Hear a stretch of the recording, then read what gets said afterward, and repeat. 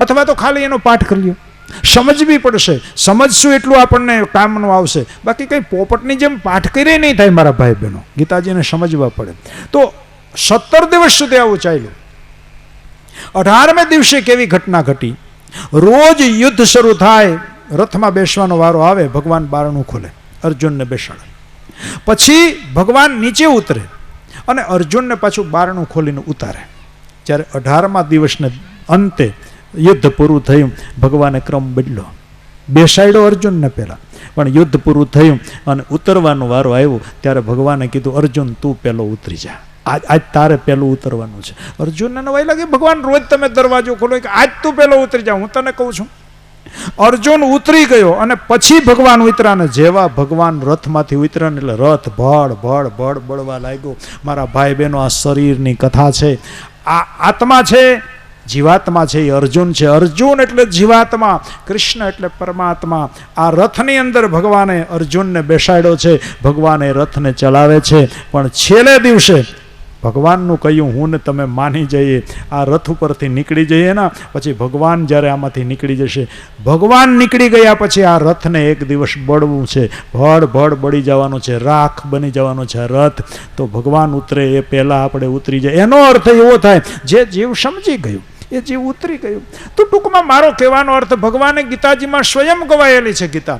ભગવાને ગીતાજીમાં સ્વમુખે કહ્યું છે, અહમ વૈશ્વાનરો ભૂતવા પ્રાણીનામ દેહમાશ્રિત. ભગવાન સ્વયં કહે છે, માત્ર માણસમાં નહીં, પ્રાણી શબ્દ વાપરો છે. જેની જેની અંદર પ્રાણ છે, જે પ્રાણ વાયુ લે છે, એ બધાની અંદર હું નિવાસ કરું છું. એક એકમાં પરમાત્મા બેઠો છે. કયા સ્વરૂપે? વૈશ્વાનરનો અગ્નિ બનીને પ્રભુ બેઠો છે અંદર. એટલે હું ને તમે જે 4 પ્રકારનું અનાજ ખાઈએ છીએ, પચામી અન્નમ ચતુર્વિધમ, ભગવાન એમ કહે છે કે એ હું ખાઉં છું, અંદર બેઠો બેઠો હું ખાઉં છું, એ હું પચાવું છું. તો એનો અર્થ એવો થયો, આમાં ભગવાન જ્યારે હું ને તમે અંદર નાખીએ, જે કાંઈ મારા ભાઈ બહેનો ખાઈએ પીએ, કારણ કે 4 પ્રકાર બતાવી દીધા, ચૂસીને, તોડીને, ચાવીને, જે કાંઈ જે પ્રકારે આપણે 4 પ્રકારના ભોજન પીને, એ પણ એક પ્રકારનો આહાર છે. પાણી છે એ આહાર છે. તો જે કાંઈ હું ને તમે ખાઈએ પીએ એ હું ને તમે નથી ખાતા પીતા, મારા ભાઈ બહેનો ઈશ્વરને અર્પણ કરીએ છીએ. માટે આપણી થાળીમાં એવું જ આવવું જોઈએ, અથવા તો હું ને તમે એવું ખાઈએ જે અંદર બેઠેલાને ખવડાવી શકાય, એવું જ પીએ જે અંદર બેઠેલાને પાઈ શકાય. એનો ઊંધો અર્થ કરવો હોય તો એવું ન ખાવાય પીવાય કે જે ભગવાનને ખવડાવીને પીવડાવી ન શકાતું હોય. તો પહેલો ફાયદો, જ્યારે આ નિયમ લઈશું ને આજથી, જો કે આમાં તો બધા આ કરે જ છે, પણ કદાચ કોઈ ન કરતા હોય તો આ કથા સાંભળ્યા પછી આજથી નિયમ, જ્યારે થાળી સામે આવે ને સીધો હાથ નહીં નાખવાનો. આપણે પશુ નથી, ભેંની આગળ પૂરો નાખે ને સીધું મોઢું નાખે એમ આપણાથી ન નખાય. આપણે ભગવાનને પ્રાર્થના કરવી જોઈએ, હે ભગવાન, આ તારું છે અને તને અર્પણ કરીએ છીએ. પ્રભુ તારું અધરામત પધરાવી દે, એટલે પછી પ્રસાદી જે મળે એ અમે લઈએ.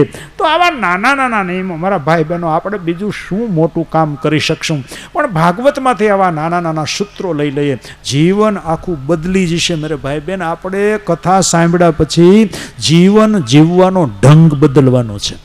નહીતર કથા સાંભળી કે ન સાંભળી બધું એકનું એક મારા ભાઈ બહેનો.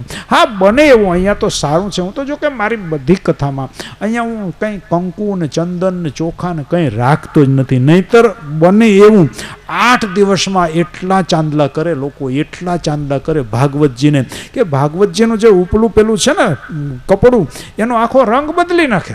8 દીમાં ઉપલા પુઠ્ઠાનો રંગ બદલી જાય, પણ 8 દી કથા સાંભળ્યા પછી જીવન જીવવાનો ઢંગ ન બદલે તો એ ચાંદલા કર્યાનો કોઈ અર્થ નથી મારા ભાઈ બહેનો. એટલે જોકે હું તો અહીંયા રાખતો જ નથી. તો કથા સાંભળ્યા પછી થોડું થોડું, એક કથામાંથી આટલું, એક કથામાંથી એક સૂત્ર, એક કથામાંથી પકડાય ને તો એ જીવન આખું એક એક કરતાં કરતાં આપણામાં કેટલા સારા વિચારો ભેગા થઈ જશે અને સદવિચારી જીવન બને.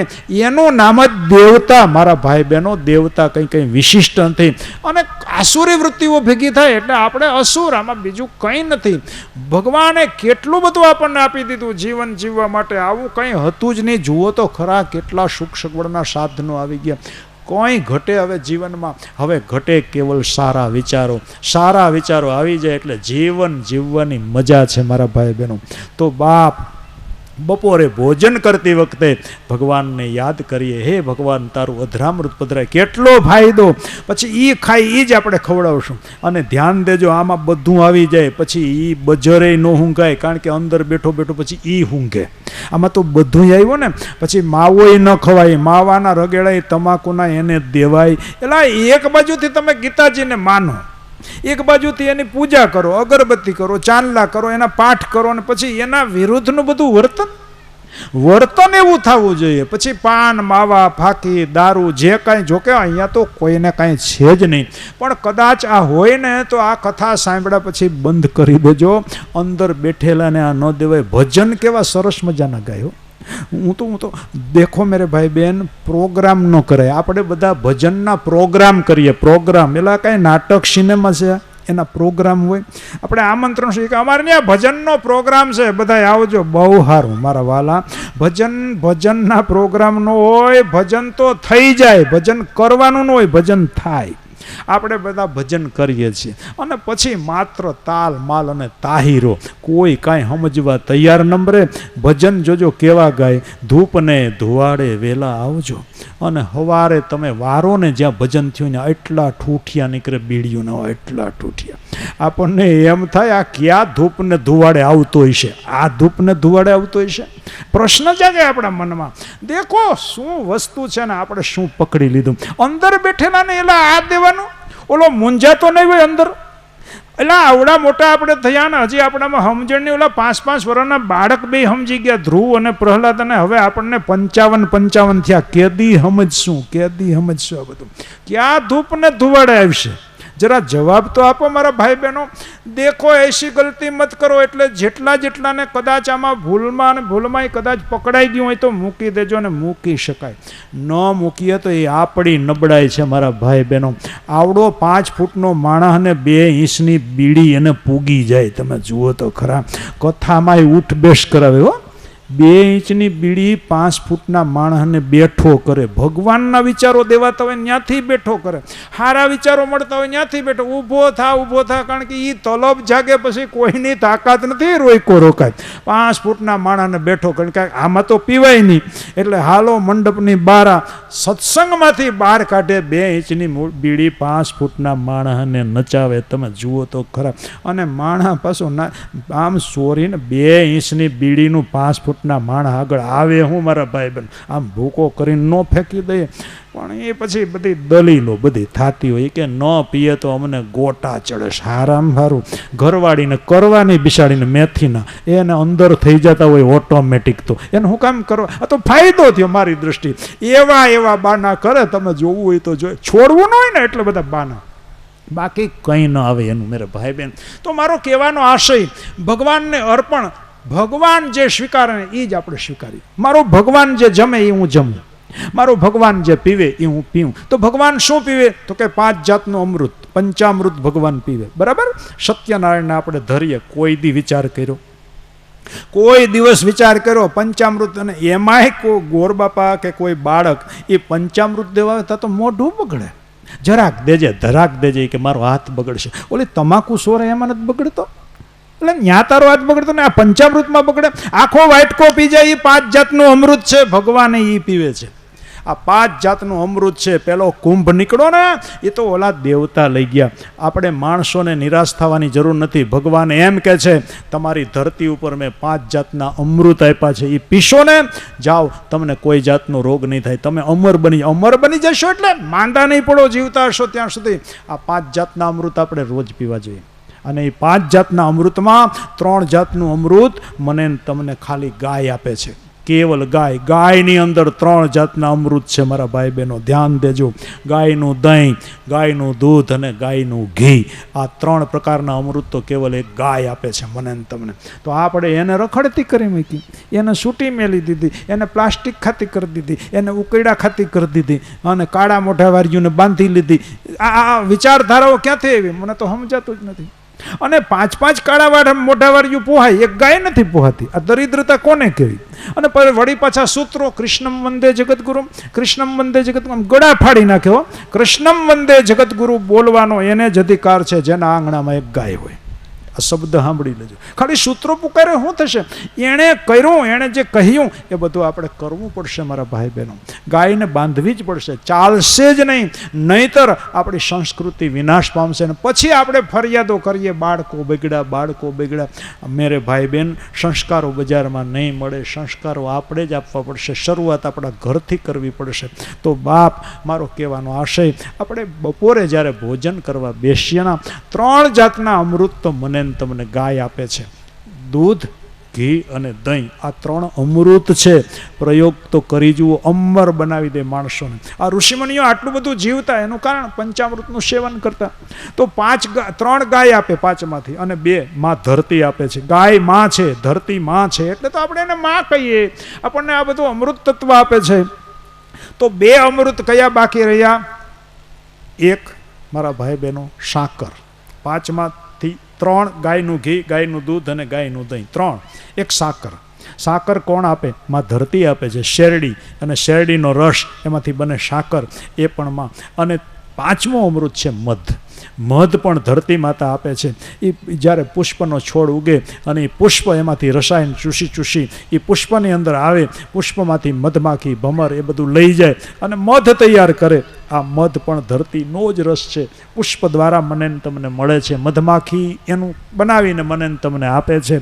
તો એ પણ 5 અમૃતમાંથી 1 છે. આ 5 અમૃત છે, એને છોડીને આપણે શું લેવા માંડ્યા? પંચામૃત મેં તો ઘણી જગ્યાએ જોયું. પંચામૃત દેવા આવે એટલે માણાના મોઢે એ જરાક દેજે, હાથ બગડશે ને કપડાં બગડશે. એ નહીં બગડે, એ બગડશે પણ શરીર સુધરી જશે યાર. તો બાપ, મારો કહેવાનો અર્થ, આપણે બપોરના જમતી વખતે થાળી જ્યારે સન્મુખ આવે ના, ત્યારે ભગવાનને પ્રાર્થના કરજો, હે ભગવાન, તારું અધરામૃતામાં પધરાય. આ બીજી સંધ્યા. 3જી સંધ્યા, રાતના જ્યારે શયન કરવા હું ને તમે જઈએ સુવા માટે પથારીમાં, 2 મિનિટ બેસવાનું નિરાતે, અને 2 મિનિટ ભગવાનને સ્મરણ કરી લઈએ. હે ભગવાન, થેન્ક યુ, તારો આભાર, તે મારું જીવન ચલાવ્યું. આખો દિવસ તે મારો બધો વહીવટ પ્રભુ તે ચલાવ્યો. ખૂબ તારો આભાર. અને એમ ભગવાનને યાદ કરતાં શયન કરીએ. વળી પાછા વહેલી સવારે ઉઠીને પાછા પુનઃ યાદ કરીએ, હે ભગવાન, સારું થયું તે જગાડ્યો, મને સ્મૃતિ પાછી આપી. તો આ ત્રિકાળ સંધ્યા. અને બ્રાહ્મણના દીકરા ઉપર તો આ ખાસ જવાબદારી છે. એનો અર્થ એવો થાય, જે ત્રિકાળ સંધ્યા કરે એ બ્રાહ્મણ, ગમે તે જ્ઞાતિમાં જન્મ હોય, કોઈ જાતપાતનો ભેદ વ્યાસપીઠને હોય જ નહીં, ઋષિમુનિને કોઈ ભેદ ન હોય. તો ત્રિકાળ સંધ્યા એટલે 3 વખત. અને ધુંધુકારી, એ અર્થમાં મારા ભાઈ બહેનો મળદાના હાથે જમે છે. કદાચ કામી હતો એટલે કદાચ સ્નાન કરતો હશે, પણ સ્નાન કર્યા પછી ભગવાનને યાદ ન કરે, નાયા પછી ભગવાનને યાદ કરો, એ સંધ્યા છે. અને એ અર્થમાં મેરે ભાઈ બહેન, ધુંધુકારી ભયંકર પાપી થયો અને એક પાપો કરવા લાગ્યો. કારણ કે વિચારો નબળા. એક તો માના ગર્ભમાંથી ખોટા પેલા સંસ્કારો પડ્યા, પછી બીજું આ બધા વાતાવરણ એને એવું મળ્યું, માં સારી ન મળી મારા ભાઈ બહેનો, પરિણામે એના સંસ્કારો સારા ન થયા, ધુંધુકારી બગડ્યો. અને આગળ જતાં એવું લખ્યું છે કે ધુંધુકારી 5 ગણિકાઓની અંદર ફસાયો. અહીંયા આંકડો આવ્યો છે, દેખો. અને જ્યારે ભાગવતમાં સંખ્યા આવે છે ત્યારે એની પાછળ રહસ્ય છે. અહીંયા 5નો આંકડો કેમ લખ્યો? શું વ્યાસ મુનિને ત્યારે એવું લાગ્યું હશે, અથવા તો ત્યારે 5 જ ગણિકાઓ હશે એ નગરની અંદર, અથવા તો 5નો આંકડો આ દેશના ઋષિને વાલો હશે? નહીં મેરે ભાઈ બહેન, કથાની પાછળ રહસ્ય છે. એ રહસ્ય પછી ખોલીએ, પહેલાં કથાને સમજી લઈએ. મોટો થયો અને ધુંધુકારી 5 ગણિકાઓમાં ફસાયેલો. ગણિકા અને પત્નીમાં એક વાક્યમાં મારે ફર્ક કરવો હોય તો ગણિકા કોને કહેવાય ને પત્ની કોને કહેવાય? મેરે ભાઈ બહેન, જ્યાં સુધી તમે આઈપે રાખો ત્યાં સુધી તમારા ઉપર રાજી રહે એનું નામ ગણિકા, અને સુખમાંય સાથ આપે અને દુઃખમાં પણ સાથ આપે એનું નામ પત્ની કહેવાય. ધુંધુકારી લગ્ન ન કર્યા, કોણ દીકરી આપે? કુસંસ્કારી, એમાંય બ્રાહ્મણનો દીકરો. વિચાર કરો, કદાચ બીજા 3 સમાજ ભૂલ કરે તો ભગવાન માફ કરે, બ્રાહ્મણના દીકરાને ભગવાન કોઈ દી માફ ન કરે. મેરે ભાઈ બહેન, બ્રાહ્મણને ભગવાને ઉપનયન આપ્યું છે, 3જું આંખ આપી છે. ઉપનયન, ઉપ એટલે વધારાનું, નયન એટલે નેત્ર. આપણે એનો અર્થ જનોઈ કરીએ છીએ. જનોઈમાં 3 તાગડા છે, બ્રહ્મા વિષ્ણુ મહેશનું પ્રતીક છે. 3 ગાંઠ છે, એનો અર્થ એવો થયો 3જી આંખ છે. 2 આંખ બધાને હોય, 3જી આંખ એ જ્ઞાનની આંખ છે. બ્રાહ્મણને જનોઈ આપીને ભગવાને જવાબદારી મૂકી. ડાબા ખંભે જનોઈ ભગવાને મૂકી દીધી. જેમ બળદ ઉપર કોઈ ધોંસરું મૂકે અને બળદ ઉપર જવાબદારી આવે, એમ બ્રાહ્મણ ઉપર ડાબા ખંભે જનોય આવે પછી બ્રાહ્મણ ઉપર મોટી જવાબદારી છે. હે બ્રહ્મ સંસ્થા, તારે સારા વિચારો લેવાના છે અને સમાજને સારા વિચારો આપવાના છે. અને એટલા માટે જ સમાજ બ્રાહ્મણોને ચોખ્ખા ઘીના લાડવા ખવડાવે છે. એનું કારણ કે તમારું શરીર તંદુરસ્ત રહે. તંદુરસ્ત શરીરમાં તંદુરસ્ત મન નિવાસ કરે. માટે તંદુરસ્ત મનમાંથી સારા વિચારો પ્રગટશે. માટે બ્રાહ્મણો, અમે તમને ચોખ્ખા ઘીના લાડવા ખવડાવીએ છીએ. મેરે ભાઈ બહેન, ઉપનયન એટલા માટે છે. જનોય અમને યાદ અપાવે રાખે. સતત ભગવાને જવાબદારી મૂકી કે આ તમારી જવાબદારી છે, સમાજને સારા વિચારો આપવાના છે. આ જનોય એ લાડવા ખાવાનું લાયસન્સ નથી મારા ભાઈ બહેનો. આ એક જાતની જવાબદારી છે. તો મેરે ભાઈ બહેન, બ્રાહ્મણનો દીકરો આવી ગલતી કરે, આત્મદેવને બહુ દુઃખ થયું. કારણ કે પોતે બ્રહ્મનિષ્ઠ બ્રાહ્મણ હતા, શ્રોતવ્ય બ્રાહ્મણ હતા, શાસ્ત્રને માનનારા બ્રાહ્મણ હતા, પવિત્ર બ્રાહ્મણ હતા. અને આત્મદેવ વિચાર કરવા લાગ્યા, મારો દીકરો આવો, હું પવિત્ર બ્રાહ્મણ અને મારો દીકરો દુરાચારી, અને 5 ગણિકાઓમાં ફસાયો. આત્મદેવ બહુ દુઃખી થયા અને એને આત્મદેવ વિચાર કરવા લાગ્યા. દેખો મેરે ભાઈ બહેન, આપણે કથાનો પ્રારંભ આ સૂત્રથી કર્યો તો. પહેલાં વહેલા જ્યારે દીકરો નહોતો ત્યારે આત્મદેવ દુઃખી થતા હતા, અને હવે દીકરો આવ્યો તોય દુઃખી. તો તમે મને જવાબ આપો, સંતાનમાં સુખ છે કે દુઃખ છે? આ મનના બધા કારણો છે મારા ભાઈ બહેનો. સંતાનમાં શું, જગતના એક પદાર્થમાં સુખ પણ નથી ને દુઃખ પણ નથી. આ મને બધું નિરૂપણ કરી દીધું છે. હું તમને દાખલો આપું. શ્રીખંડ હોય, શ્રીખંડ, અને એમાંય આવી ઠંડી ઋતુ, પેલા ઉનાળાની ઋતુમાં ગરમીમાં શ્રીખંડનો વાટકો, અને એમાંય ફ્રીઝ કોલ્ડ હોય, ફ્રીજની અંદર ઠંડો કરેલો વાટકો હોય, અને એ શ્રીખંડ આપણી સામે કોક મૂકે તો આપણને એમાં શું દેખાય? એમાં આપણને સુખ દેખાય. હકીકતમાં શ્રીખંડમાં સુખ નથી. જો સુખ હોય તો એને વાટકો તમે લેજો, અને 21 દિવસનો ટાઇફોઇડ તાવ આવ્યો હોય, 21 દિવસથી તાવ આવતો હોય, એની સામે એ વાટકો મૂકજો. એ વાટકાનું કરશે ઘા, એ આઘો લઈ જા. કારણ કે એમાં એને દુઃખ દેખાય છે. હવે વિચાર કરો, એકને સુખ દેખાય છે, એકને દુઃખ દેખાય છે. જો શ્રીખંડમાં સુખ હોય ને તો બેયને સુખ દેખાવું જોઈએ, અને શ્રીખંડમાં દુઃખ હોય તો બેયને દુઃખ દેખાવું જોઈએ. એકને સુખ દેખાય, એકને દુઃખ દેખાય. એનો અર્થ શું થાય? સીધો સાદો અર્થ, શ્રીખંડમાં સુખે નથી ને દુઃખે નથી. જગતના કોઈ પદાર્થમાં સુખ પણ નથી અને દુઃખ પણ નથી. આ તો મન છે ને, એમાં સુખ આરોપે ને દુઃખ આરોપે ને માણસ કે ને મનથી પરણે ને મનથી. તો બાપ મારો કહેવાનો અર્થ, પદાર્થમાં સુખ દુઃખ છે જ નહીં. તો બ્રહ્મનિષ્ઠ બ્રાહ્મણ છે એ દુઃખી થયો. સંતાન જ્યારે નહોતું ત્યારે આત્મહત્યા કરવાનો નિર્ણય કરે, અને હવે સંતાન થયું તો એને બાપ બોલવા માંડ્યો, એ આના કરતાં વાંજિયા હતા એ સારું હતું. સમાજની અંદર ઘણા માતા પિતા વાક્ય બોલે છે, મેં ઘણાના મુખેથી સાંભળ્યું છે, એ ભગવાન આના કરતાં તો વાંજિયા રેખા હોત તો સારું હતું. પેલા પથ્થર એટલા પૂજે દેવ, બાધાઓ માનતાઓ આખડી. મેરે ભાઈ બેન, સંતાન સંતતિ સન્મતિ વાળી થાય ને તો સંતતિ કહેવાય. સારી બુદ્ધિવાળા હોય ને એને સંતાન કહેવાય. બાકી તો મેરે ભાઈ બહેન દીકરા નો કહેવાય, એને દીપડા કહેવાય.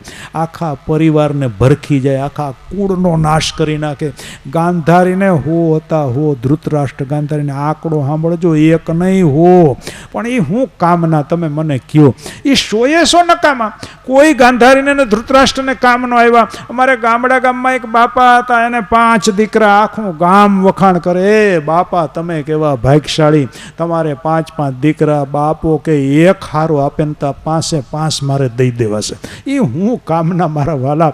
તો બાપ દીકરા સંતાન સન્મતિ વાળા હોય તો સન્મતિ, તો દીકરા, નહીતર તો દીપડા.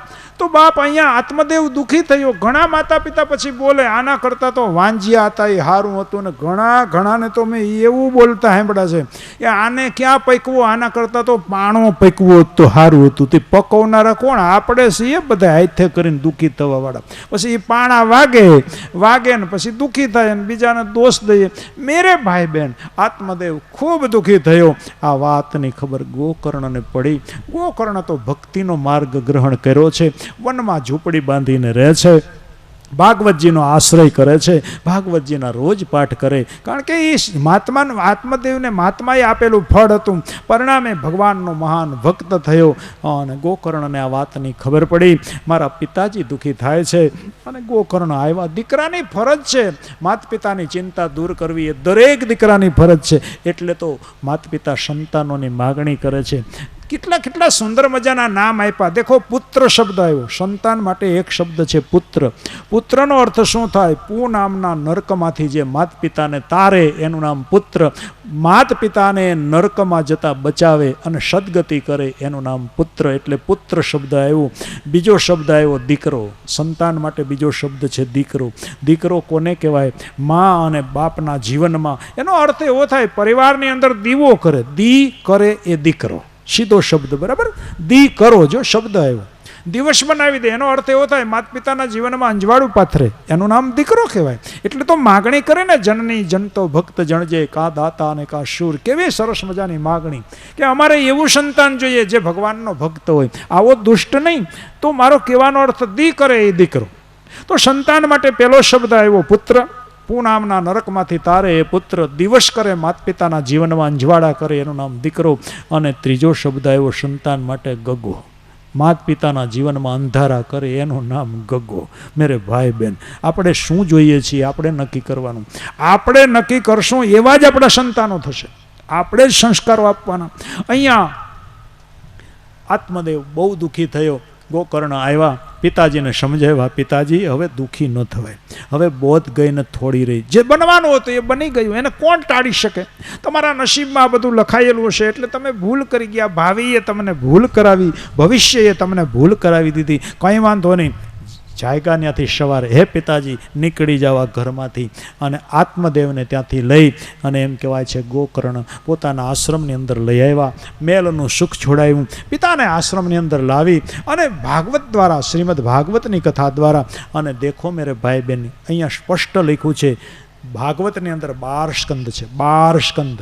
અને એમાંય ગોકર્ણએ 12 સ્કંદની કથા ન કહી. એને ખબર છે પિતાનું આયુષ્ય લાંબુ નથી, કેવલ 10મા સ્કંદનો આશ્રય કર્યો. ધ્યાન દેજો, 12 સ્કંદમાંથી 10મા સ્કંદનો આશ્રય કરી અને ગોકર્ણએ એમ કહેવાય છે કે આત્મદેવને મુક્ત કરી દીધા અને ભગવાનના ચરણોની અંદર પહોંચાડી દીધા. કેવલ 10મો સ્કંદ. આપણે તો 12 સ્કંદની કથા, જેટલો સમય તમે મને આપશો એટલી કથા હું કહી શકીશ. 8 દિવસમાં આપણે 12 સ્કંદની ચર્ચા કરવાની છે. કેવલ 10મો સ્કંદ ઉદ્ધાર કરી દે, કારણ કે 10મો સ્કંદ છે એ ભગવાનનું હૃદય છે.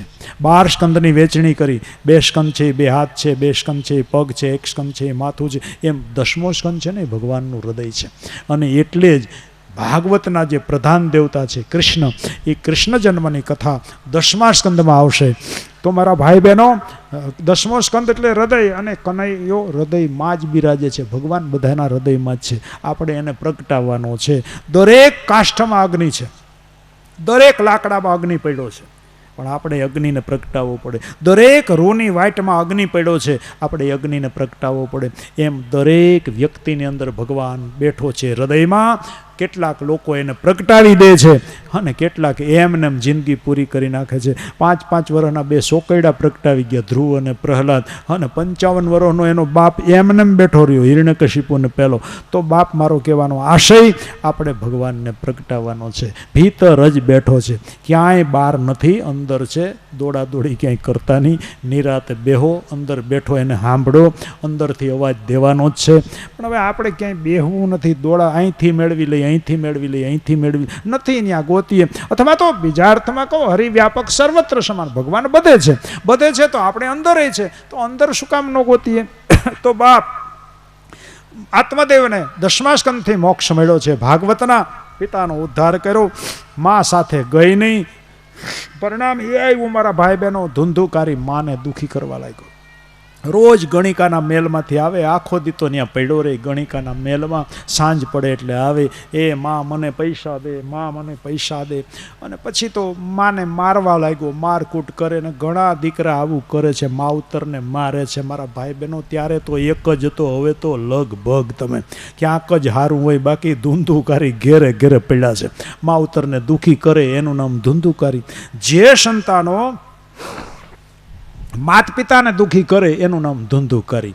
દુઃખ દેવા લાગ્યો, માને મારે, માં મને પૈસા દે. હવે ઘર વખરી જેટલી હતી ને બધી માએ દઈ દીધી, વેચીને પણ. કારણ કે ગણિકાઓને તો આપો ત્યાં સુધી રાજી થઈ, થોડી પત્ની હતી, સુખમાંય સાથ આપે અને દુઃખમાંય સાથ આપે. પછી તો ઘર વખરી બધી વપરાઈ ગઈ, ઘરમાં કાંઈ રહ્યું નહીં, ચાર ખૂણા. આનું નામ ગગ્ગા કહેવાય મારા ભાઈ બહેનો, આ ગગ્ગા બધાય. તો બાપ મારો કહેવાનો આશય, ઘરની સંપત્તિ બધી ઉડાડી દીધી, ઘરમાં કંઈ રહ્યું નહીં. અને એક દિવસ ધુંધુકારી આવ્યો અને માને એવી મારી, માએ દીકરાનો માર ખાઈને પ્રાણનો ત્યાગ કર્યો. કારણ કે માં નો ગઈ, નહીતર ગોકર્ણે સમજાવ્યા હતા માને, તમે મારા પિતાજીની હારે હાલો. પણ એ બુદ્ધિ છે ને, એ તર્ક કરે, એ નો ગઈ. મારો દીકરો એમ કરતા પડ્યા. ગાંધારી એટલે હું? ગાંધારી એટલે હું કઈ આંધળી હતી? નારેના પાટા બાંધી લીધા હતા હાથે કરીને, દેખતી હતી બધું, પણ હાથે કરીને પાટા બાંધી લીધા. એનો અર્થ એવો થાય, એને ખબર છે મારો દુર્યોધન દુષ્ટ છે, મારો દુર્યોધન નાલાયક છે, મારો દુર્યોધન નીચ છે, અને છતાંય એ માએ પાટો બાંધી લીધો. દીકરાના દુર્ગુણો જે માં જોવે નહીં, સમજે છે, છતાંય એને ગાંધારી કહેવાય મારા ભાઈ બહેનો. ગાંધારી એટલે બીજું કંઈ નહીં. દીકરાના દુર્ગુણો જેને દેખાય નહીં, જે માને, એનું નામ ગાંધારી. દીકરાના દુર્ગુણો જાણવા છતાં એ ગોદમાં બેહાડી લે, એનું નામ ધૃતરાષ્ટ્ર. ધૃતરાષ્ટ્ર કંઈ ચર્મચક્ષુથી આંધળો હતો મેરે ભાઈ બહેન? નહીં, સમાધિની ભાષા છે. દીકરીના દુર્ગુણ જોવે છતાં એના ઉપર પ્રેમ કરે, એનું નામ ધૃતરાષ્ટ્ર. આ ધૃતરાષ્ટ્ર અને ગાંધારી. તો બાપ મારો કહેવાનો આશય, ધુંધુલી માર ખાઈને મરી, કાળની થપાટની માર ખાઈને મરી, અને આત્મદેવે પોતાનું કલ્યાણ કરી લીધું. કલ્યાણ કરવું છે, બુદ્ધિને ભરોસે રહેતા નહીં. બુદ્ધિ ગાડિયા કરાવશે, બુદ્ધિ ગેરમાર્ગે દોરશે. કલ્યાણ કરવું છે, આત્માને શરણે વયા જાઓ, આત્મા કહે એમ કરો, અને આત્મા કોઈ દિવસ ખોટું નહીં બોલે. હું તમને વ્યાસપીઠથી ખાતરી આપું છું, આત્મા કોઈ દી ખોટું નહીં બોલે. જે સત્ય હશે ને આત્મા કહેશે. ક્યારેય પણ એમ થાય કે નબળા માર્ગે જવાનો વિચાર આવે ને, 2 મિનિટ બેસી જાજો, આત્માને પૂછજો, હું કરું એ બરાબર છે? આત્મા તરત જવાબ આવશે, આ માર્ગ આપણો નથી. આત્મા, હા, પછી એનું ન માનીએ અને પછી આગળ વધી જઈએ તો એક વાત જુદી છે, પણ આત્મા સત્ય કહેશે. તો આત્મદેવનું કલ્યાણ થયું, અને આ બાજુ ધુંધુરી પેલાને અસદગતિ થઈ, માર ખાઈને મરી. આપણે નક્કી કરવાનું છે, માર ખાઈને કે પછી સમજીને. તો બાપ માનું મરણ થયું, અને પછી તો ધુંધુલી બેફામ બન્યું. થોડું ઘણું જે કાંઈ હતું માએ હંઘરેલું એ બધું વેચી નાખ્યું, 4 ખૂણા હરખા કરી દીધા, અને પેલી ગણિકાઓને આપ્યું. 5 ગણિકાઓમાં ફસાયેલો જીવડો એક દિવસ એ ધુંધુકારી ગણિકાના મેલમાં સૂતો છે. હવે સૂતા વિચાર કરે, 5 ગણિકા એની સેવા કરે, બરાબર? કોઈ પગ દબાવે, કોઈ હાથ દબાવે છે, કોઈ માથું દબાવે છે, કોઈ પંખો નાખે છે, કોઈ જારી પાણીનું જલની જારી લઈને. એને તો આવે એટલે તો એ તો સેવા કરવાની જ છે. 5 ગણિકાઓ સેવા કરે છે. ધુંધુકારી મેલમાં સૂતો છે. સૂતા વિચાર કરે છે કે ઓહો, આ ગણિકાઓ છે, સમજે છે, એ સમજણ એનામાંય છે, પણ સમજીને હવે માર ખાય તો એમાં કોનું કેવું? તો વિચાર કરે છે કે હવે મારા ઘરમાં કંઈ નથી, આ ગણિકાઓ મને ધક્કો મારીને કાઢી મૂકશે, આ મેલમાંથી મારે નીકળવું નથી. 5 વિષયોની અંદર ફસાયેલો જીવડો, અને વિચાર કરે તો શું કરું, મારા ઘરમાં તો હવે કંઈ છે નહીં. ગણિકાઓને રાજી કરવા માટે એણે વિચાર કર્યો, લાવ રાજાને ત્યાં ચોરી કરું. અને એ રાજ્યનો જે રાજા હતો ત્યાં એણે ચોરી કરી. દેખો, એક બટન ખોટું દેવાનું ને એટલે હરોહર ખોટા દેવાતા. મારા ગામમાં એક દીકરી ઉંમરલાયક થઈ, એટલે એને જોવા માટે પેલો મૂર્તિયાનો બાપ આવ્યો. એટલે સ્વાભાવિક છે, દીકરીનો બાપ એને પૂછે કે ભાઈ તમારા દીકરાઓ કોઈ વ્યસની નથી ને? એટલે બાપ તો હોય તોય ના જ પાડે ને. એટલે કે ના, બીજું તો કંઈ નથી, મારો દીકરો ખાલી એલચી ખાય છે. એટલે દીકરીનો બાપ રાજી થયો, ભાઈ એલચી કાંઈ વ્યસન ન કહેવાય, તો મોઢામાં સુગંધ આવે. તો કે ના, રોજ નથી ખાતો. દીકરાનો બાપ ધીમે કે રોજ એલચી નથી ખાતો, તો હારા મારું ને એલચી બચે. બાપા એવું નથી, હું તમને ચોખવટ કરતો, પાછળથી તમને એમ ન થાય. એલચી ખાય છે પણ રોજ નહીં, જ્યારે પી જાય ને એટલે વાસ નો આવે ને તે દી, બાકી રોજ નથી ખાતો. એટલે ઓલા દીકરીના બાપને એમ થયું, તમારો દીકરો છાટો પાણી લે છે? ના, રોજ નથી લેતો. જુગારમાં જેથી હારી જાય ને તેથી મન હળવું કરવા એટલે જુગારે રમે છે.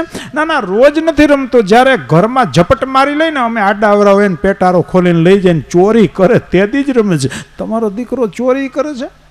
મેરે ભાઈ બહેન, હવે આમાં બાકી હું રહ્યું, તમે મને જવાબ આપો. બાપ એક દુર્ગુણ આવશે ને એટલે અનેક દુર્ગુણ આવશે. આ નિયમ છે. એ મારા વાલા, ઉપર ચડવું હોય ને, સારા બનવું હોય ને, તો બહુ મહેનત કરવી પડે. એક એક પગથિયું ચડો ત્યારે મેલની અંદર ઉપર ચડાય. મારા ભાઈ બહેનો, મેળી ઉપર પહોંચાય. હેઠે આવવું છે, એક એક પગથિયું ઉતરવાની જરૂર નથી. એક પગથિયું સૂકી જાવ એટલે હળેડાટ તમે હેઠા સીધે સીધા. કોઈ પ્રયત્ન ન કરવો પડે. તો મારો કહેવાનો આશય, જિંદગીમાં કેટલી સાવધાની રાખવી પડશે, ખૂબ સાવધાન રહેવું પડે. વ્યાસપીઠ મને તમને સાવધાન કરે છે, આપણને બંનેને, મને પહેલાં પછી તમને ખૂબ સાવધાની રાખવી પડશે, ખૂબ સાવધાની.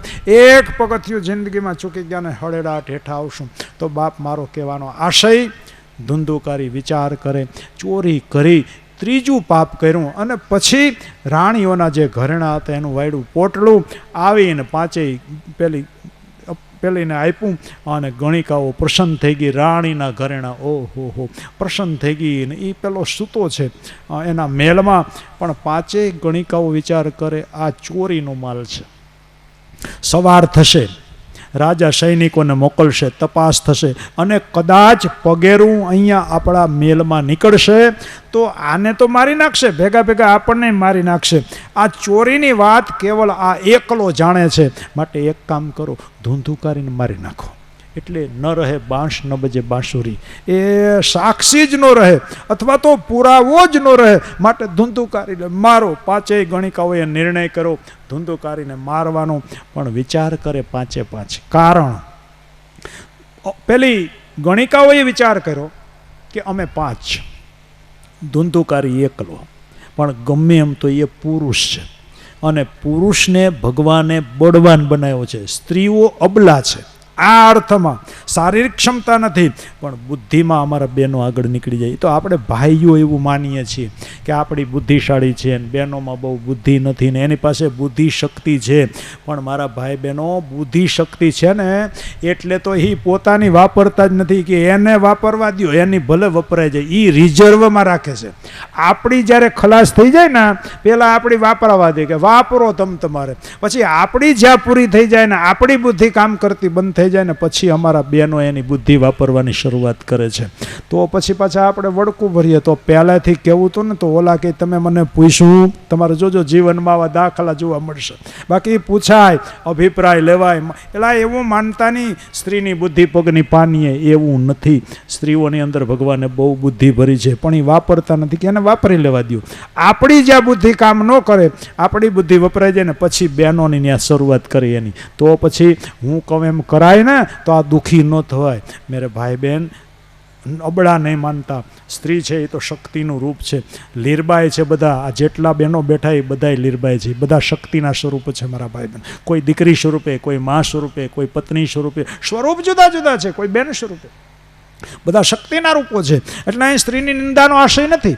5 ગણિકાઓ વિચાર કર્યો, એ પુરુષ છે, અમે 5, પણ અમે અબળા છીએ. કદાચ એને મારવા જઈએ, ધુંધુકારી સૂતો છે, મારવા જઈએ ને જાગી જાય તો એ આપણને મારી નાખે. મેરે ભાઈ બહેન, આનો અર્થ શું થાય? આ 5 ગણિકાઓ નથી, 5 વિષયો છે. ધુંધુકારી એ જીવાત્મા છે. કયો જીવ મરે સંસારમાં?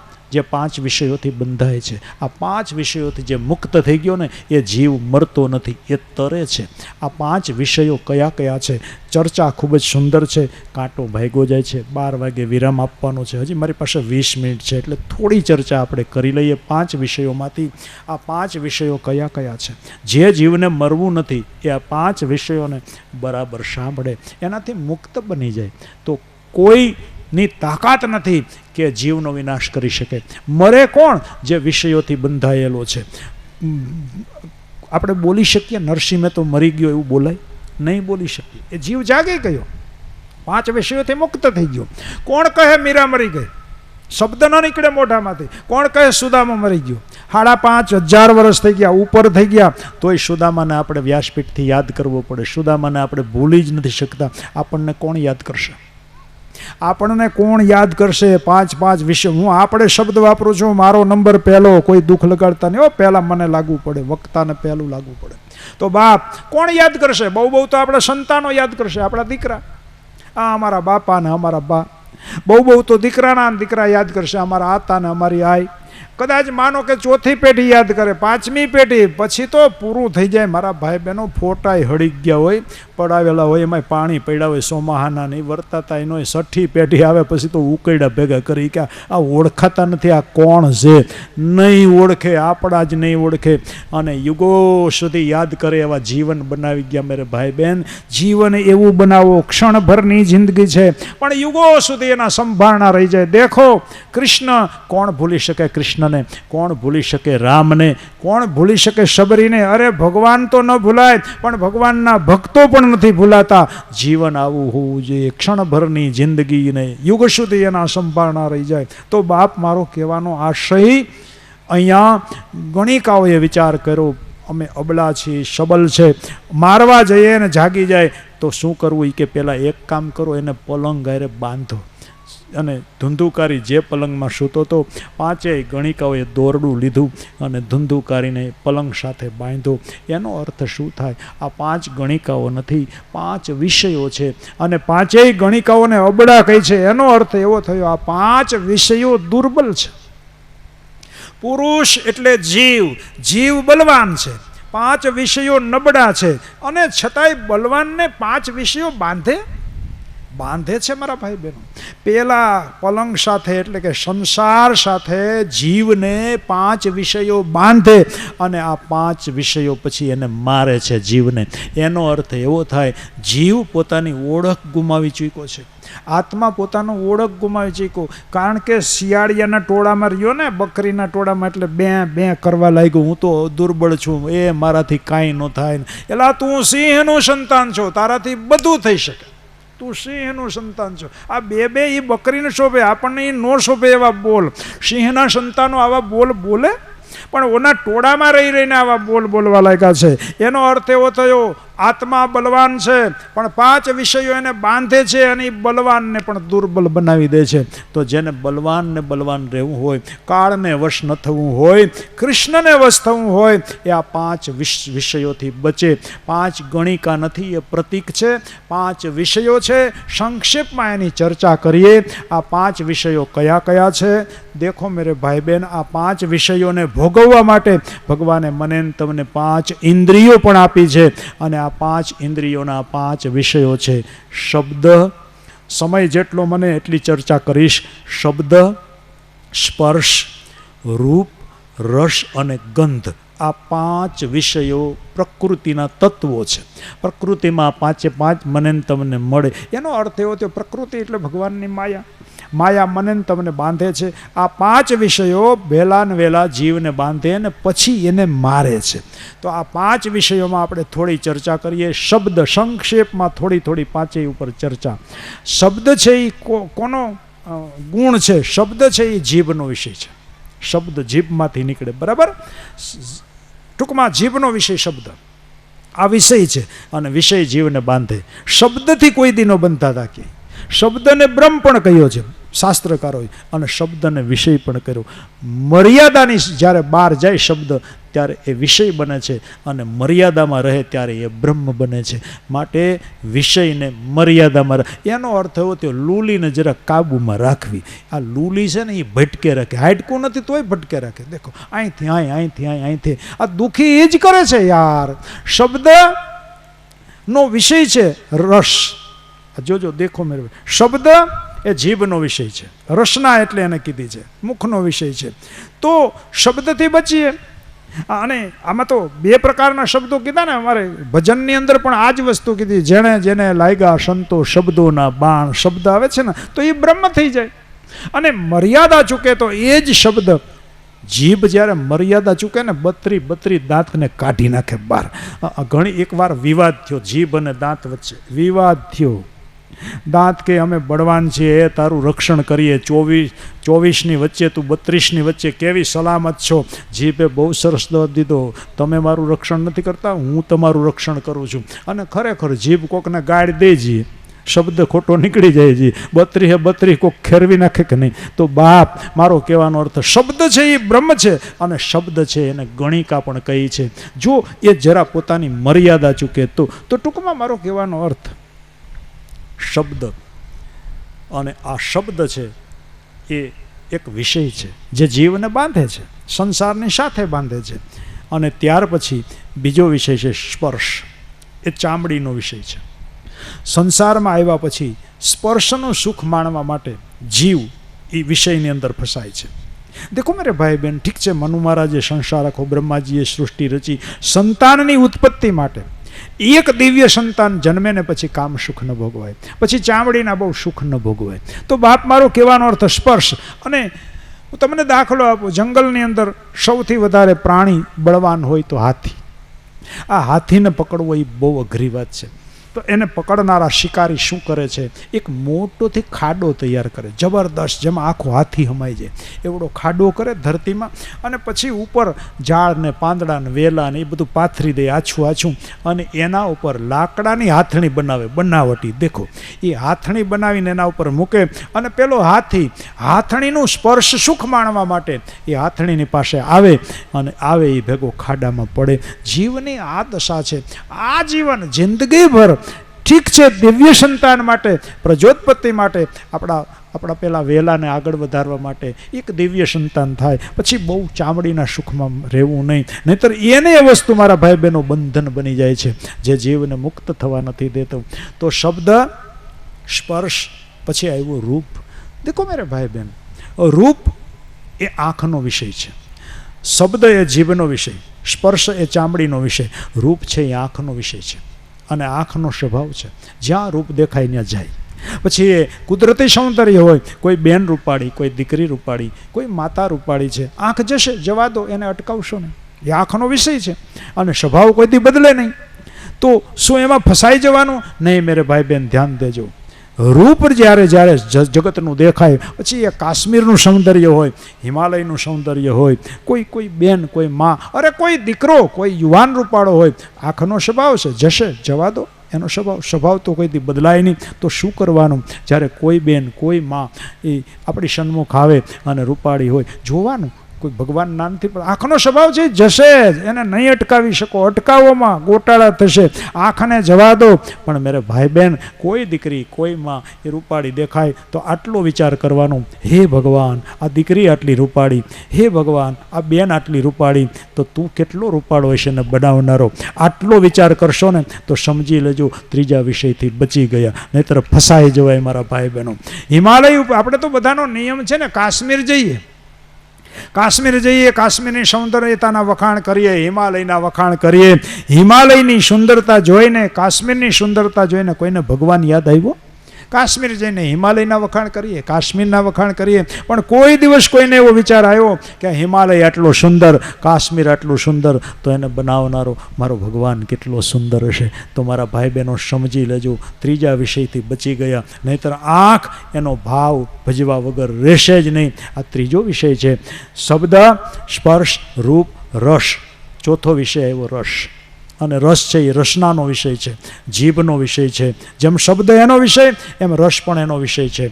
તો રસ, હવે હમણાં જ દાખલો આપું, કારણ કે સિઝન શરૂ થઈ ગઈ છે કેરીની, બરાબર, એટલે એનો દાખલો આપો. આ વિષય છે ચોથો.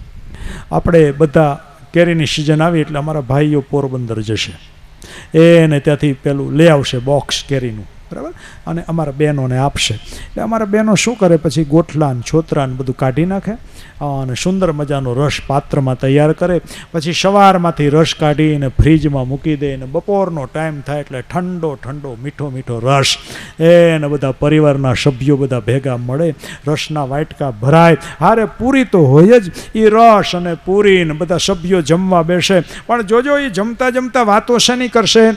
એને શરૂઆત છે ને એ પત્ની કરશે. વાહ, રસ બહુ મીઠો છે. એટલે ઓલો પતિ તરત બોલશે, હોય જ ને, તાલાળાની કેરીનો છે, ગીરની કેરી છે, દેશી છે, કેસર છે. આમ કેટલા બધા રસના વખાણ કરે. આખા બધા ઘરના સભ્યો વાટકા પીતા જાય, એક ખાલી કરતા જાય, અને રસના જ વખાણ કરે રાખે, રસના જ વખાણ કરે રાખે.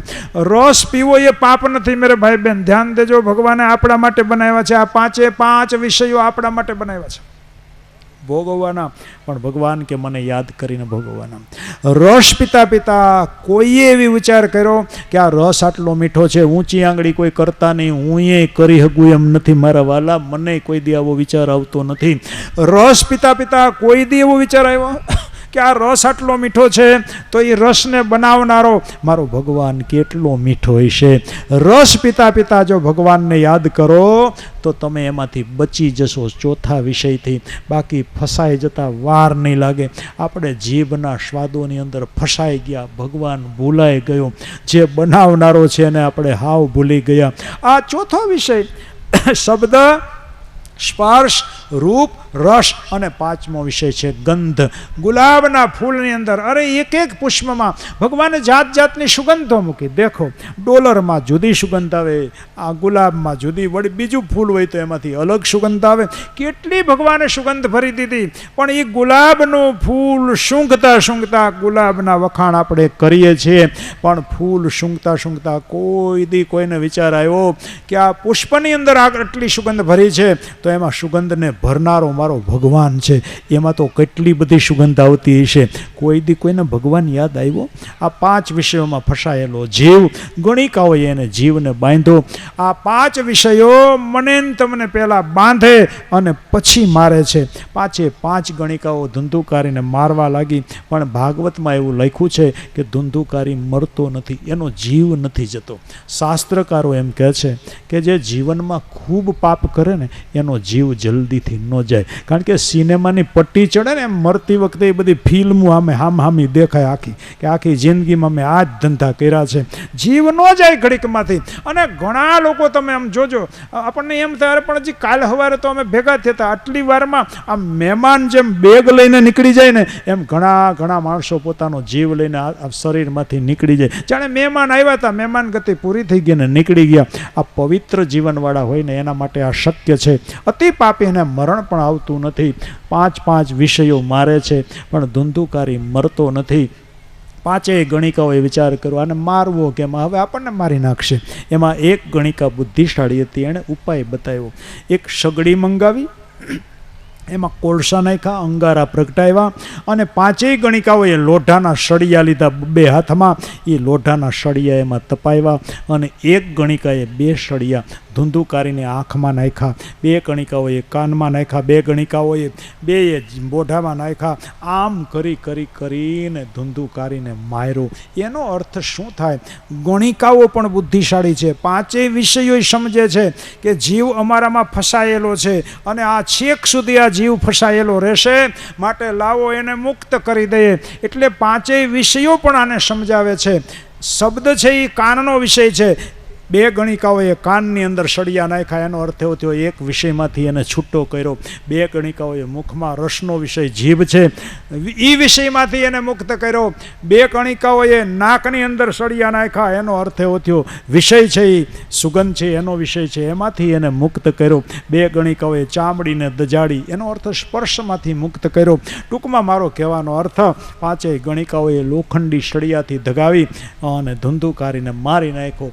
ધુંધુકારીના પ્રાણ તો નીકળી ગયા શરીરમાંથી, પણ એનો આત્માની ભટકવા લાગ્યો. કારણ કે વિષયોમાં ફસાયેલો હતો એટલે મુક્ત નથી થઈ શકતો ઘડીકમાંથી. આ વાતની ખબર પાંચે પાંચ ગણિકાઓએ વિચાર કર્યો કે ધુંધુકારીને માર્યો તો ખરો, પણ હવે આની અંતિમ યાત્રા ન કઢાય. શબ્દ સાંભળજો મેરે ભાઈ બહેન, અંતિમ યાત્રા છે જીવની. ઘરથી સ્મશાન સુધી જે રસ્તો છે ને એ મારીને તમારી છેલ્લી યાત્રા છે. આને અંતિમ યાત્રા કહેવાય. અને બીજો શબ્દ આવ્યો છે અંતિમ સંસ્કાર. આપણે શબ્દ વપરાય છે અંતિમ સંસ્કાર. 16 સંસ્કારો આ દેશના ઋષિમુનિએ મને તમને આપ્યા છે. 16 સંસ્કારો. એમાં પહેલો સંસ્કાર માતા રૂપે છે. જ્યારે મારો ને તમારો જીવ માના ગર્ભમાં આવે છે પહેલો વહેલો, ત્યારે પહેલો સંસ્કાર માના ગર્ભની અંદર પડે છે, એ મા રૂપે છે. એટલે ફરી પાછો આ દેશની માતાઓને વિનંતી કરું છું, બહેનો દીકરીઓને, સગર્ભા અવસ્થામાં રામાયણ વાંચજો, ભાગવત વાંચજો, તમારા દીકરા દિવ્ય ગુણોવાળા થશે. જેવી તેવી ફિલ્મો જોતા નહીં, જેવી તેવી સિરિયલો જોતા નહીં, નહીંતર છોકરા એવા થશે. સગર્ભા અવસ્થામાં બહુ સાવધાની રાખે. જેવી સિરિયલ જોશો ને પછી એવા છોકરા થશે. પછી હીરોઈન જેવા થાય, એના એ લટિયા એવા પાડે તો આ એવા પાડે, ઓલા એવા કપડાં પહેરે તો આ એવા પહેરશે. પછી મોટા થાય ને છોકરા, એના પાકીટમાં શિવાજીના ફોટા ન હોય. તમારે જોવું હોય તો જોઈ લેજો આપણા છોકરાના પાકીટ. કોના ફોટા છે? સલમાન ખાનના, ધર્મેન્દ્રના, હેમા માલિની એવા જ હોય. કારણ કે સગર્ભા અવસ્થામાં માએ એ જ દેખાડ્યો અંદર. જે બતાવશો એવું. શિવાજી ક્યારે થાય? રામાયણની વાતો સંભળાવતા હોય, ગર્ભમાં હોય ત્યારે જીજાબાઈ, એટલે શિવાજી થાય. મારા ભાઈ બહેનો, પેટમાં પોઢીને સાંભળેલી બાળે રામ લક્ષ્મણની વાત. સંસ્કાર પેલો માં રોપે. બાકી તો જેવા તેવા ફિલ્મના ગીતો વાગતા હોય ને, અમારી માતાઓ રસોઈ કરે ત્યારે તમે જોજો એ કેસેટો વગડતી હોય, ખરાબ ગીતો, એને તાલે તાલે રોટલી વણે. અમારા બહેનો, શહેરમાં એક જગ્યાએ અમે જોયેલું છે, એ બેન રોટલી વણતા જાય, ટીવીમાં ભયંકર ગીત, એના તાલે તાલે, ગીતના તાલે રોટલી વણે. લે જાયેંગે દિલ વાલે લે, એમ રોટલી વણે. હવે એ રોટલી છોકરો ખાય અને મોટો થાય, એ પછી પાડોહણની છોકરીને ભગાડીને વયો જાય કે ન વયો જાય? તમે મને કહો. મેરે ભાઈ બેન, સંસ્કારો આપણે રોપવાના છે. કોણ રોપશે? કાંઈ બજારમાં મળે? બરણીઓમાં મળે? બજારમાં બરણીઓ ભરી હોય, ચોકલેટ બિસ્કિટ મળે, સંસ્કારો ન મળે. પહેલો સંસ્કાર માં રોપે. એટલે જ અમારે એક બેનને પ્રસૂતિ આવવાની હતી શહેરમાં. અહીં ગામડાની આ વાત જ નથી, આપણે તો બધા બહુ સમજીએ છીએ. શહેરની અંદર એ બેનને પ્રસૂતિ, એટલે એનો વર હોસ્પિટલમાં લઈ ગયો, અને ત્યાં નર્સ ને બધા, ને પછી થોડી વાર થઈ તા નર્સ આવી, 2 બાળકોને તેડીને નર્સ આવી. એટલે નર્સને તો એમ કે આ કાંઈક ઇનામ આપશે. હવે 2 બાળકોને જોયા ને ઓલો ઝાંખો પડી ગયો કે 2, કારણ કે આને અટાણે એકને મોટા કરવા એ ઉપાધિ, 2 બાળકોનો જન્મ થયો ને ઝાંખો પડ્યો. ઓહો, એ કે મારે 2. એટલે નર્સ કે આમાં હરખાવાનું હોય, મને કંઈક દે 51 111 થાય. એટલે તારે ત્યાં 2 દીકરાઓ જોડકા આવ્યા. ઓલો કહે બાપા આમાં 2 એક ઉછેરવા આ જમાનામાં મુશ્કેલ છે, આ 2 આવ્યા. પેલી નર્સે એક પ્રશ્ન કર્યો, એ કે એ બધું ઠીક, આ 2 બાળકો આવ્યા એનું કારણ શું? જે હોય એ સાચું કહી દેજે. એટલે ઓલા ભાઈએ એમ કીધું, મારી પત્નીએ છે ને સગર્ભા હતી ને ત્યારે ધૂમ 2 જોયું. એ કે ધૂમ 2, એટલે એક હારે 2 આવ્યા. દેખો મેરે ભાઈ, ઓલો ઝાંખો પડી ગયો, હારું થયું કે ધૂમ 2 જોયું. દિલ્હી 6 જોયું હોત તો શું થાત? કે તો 6 આવત ને કરે. દેખો મેરે ભાઈ બહેન, સંસ્કારો આપણે રોપવાના છે. સંસ્કારો ક્યાંય બજાર. પહેલો સંસ્કાર માં રોપે, અને અંતિમ સંસ્કાર પછી, પહેલો સંસ્કાર માતા પિતા કરે ને માતા પિતાનો છેલ્લો સંસ્કાર પછી બાળક કરે. અંતિમ સંસ્કાર દીકરાના હાથે થાય. બરાબર? તો આ 16મો સંસ્કાર છે મારા ભાઈ બહેનો. અંતિમ સંસ્કાર, ગણિકાઓએ વિચાર કર્યો, આ ધુંધુકારીને પહેલો સંસ્કાર માનો ન મળ્યો, એટલે આ માણસ અંતિમ સંસ્કાર પણ પામ્યો નહીં. શાસ્ત્રકારો એમ કહે છે કે જે જીવ 16 સંસ્કાર પામે ને એ જીવને મુક્તિ સહજતાથી મળી જાય. મુક્તિ સંસ્કાર રોજ આપી શકે, કોઈ નહીં આપી શકે. બાકી મારા ભાઈ બહેનો, માટે આપણે સંસ્કારોને મેળવવાના છે વધારેમાં વધારે. તો ટૂંકમાં મારો કહેવાનો અર્થ, વિચાર કરો, ગણિકાઓએ આનો અંતિમ સંસ્કાર કઢાય નહીં. કારણ અંતિમ સંસ્કાર કાઢશું તો વળી પાછું બધું છતું થાય, તપાસ થાય, કેમ મર્યો, એ હોનાની પોટલી, એને એ પોટલીઓની ચિંતા છે. એક કામ કરો, અહીં નહીં ખાડો કરો, મેલમાં ગણિકાના મેલમાં ખાડો, એમાં પહેલાંને દાયટો. અંતિમ સંસ્કાર આ માણસ પામ્યો નહીં અને પરિણામે પ્રેત બન્યો. દેખો મારા ભાઈ બહેનો, આ પ્રેત શબ્દ પિતૃ શબ્દ છે. હવે આ જે ધુંધુકારીનો આત્મા હતો ને, એ મુક્ત થઈ ગયો શરીરમાંથી મુક્ત થઈ શક્યો, પણ સંસારમાં એનું મન જોડાયેલું રહી ગયું. પરિણામે એ પિતૃ બન્યો. આપણે પ્રેત શબ્દ વાપરીએ છીએ, અને વ્યાસપીઠથી હું ખુલાસો કરું છું મારા ભાઈ બહેનો, પિતૃ કોઈ દી કોઈને નડે નહીં. આ વ્યાસપીઠથી એક વાક્ય મારું ધ્યાનથી સાંભળજો. પિતૃનો અર્થ શું થાય? પિતૃ એટલે માતા પિતા. માતા પિતા કોઈ દી સંતાનને નડે નહીં. હા, સંભવ છે ક્યારેક દીકરા બગડે ને તો માવતરને નડે, બાકી માવતર થોડા બાળકોને નડે. જે પોતાનો દેહ નીચોવીને જન્મ આપે આપણને નડતા છે. માટે મારા ભાઈ બહેનો, આવી માન્યતા કોઈના મનમાં હોય તો આ કથા સાંભળ્યા પછી કાઢી નાખજો. પિતૃ કોઈને નડે નહીં. એટલા બધા માણસો ચિંતામાં પડ્યા છે. કોણ જાણે કોણે ના ઠહાવી દીધું છે માણસના મગજમાં. જ્યાં જોવડાવા ના તમને પૈતૃ નડે, તમને પૈતૃ તો ઓલું પતરું નડે, જો ધારવાળું હોય તો એ વાગે અડો તો. બાકી પિતૃ કોઈને નડે નહીં મારા વાલા. હા, એક વાત કહું, આપણા માતા પિતા છે ને એના આપણા ઉપર ઋણ છે. આ ઋણમાંથી મુક્ત થવા માટે એની યાદ કરીને જે કાંઈ આપણે કરીએ. જો આ કથા છે, અહીંયા બધા વડીલો બેઠા છે, આ પરિવારના જો બધા વડીલો છે ને, એ આપણા પિતૃઓ છે.